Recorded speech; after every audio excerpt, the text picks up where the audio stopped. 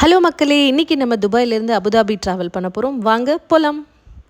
So Dubai to Abu Dhabi travel பண்ணுற வழியில் பார்த்தீங்கன்னா, உலகத்திலேயே மிக உயரமான பில்டிங்கான புர்ஜ் கலிஃபா வரும். இதில் பார்த்தீங்கன்னா கிட்டத்தட்ட 165 ஃப்ளோர்ஸ் இருக்குது.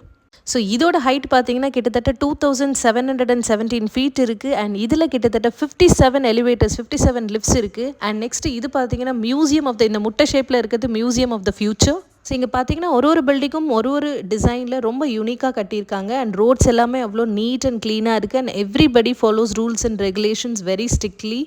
அண்ட் நாம் இப்போ அபுதாபி ரீச் ஆயாச்சு. ஸோ அபுதாபியில் பார்த்தீங்கன்னா இந்த 2 பில்டிங் ரொம்பவே ஃபேமஸ். இது வந்து பைனாப்பிள் பில்டிங் அப்படின்னு சொல்லுவாங்க. ஸோ சன்லைட் படுற இடத்துல இந்த மாதிரி அந்த ஷட்டர் க்ளோஸ் ஆகும்.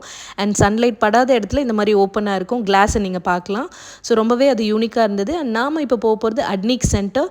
ஸோ இந்த அட்னிக் சென்டரில் தான் பார்த்தீங்கன்னா நிறைய பெரிய பெரிய கான்ஃபரன்சஸ் எல்லாமே நடக்கும். ஸோ நாம் இங்கே ஃபோட்டோ எடுத்துகிட்டு கான்ஃபரன்ஸ் அட்டன் பண்ணிவிட்டு திரும்பவும் அபுதாபி டு துபாய் வந்தாச்சு. ஸோ இதுக்கப்புறம் நிறைய துபாய் அப்டேட்ஸ் இருக்கும். காத்திருங்கள் அடுத்த பதிவிற்காக. தேங்க்யூ ஃபார் வாட்சிங்.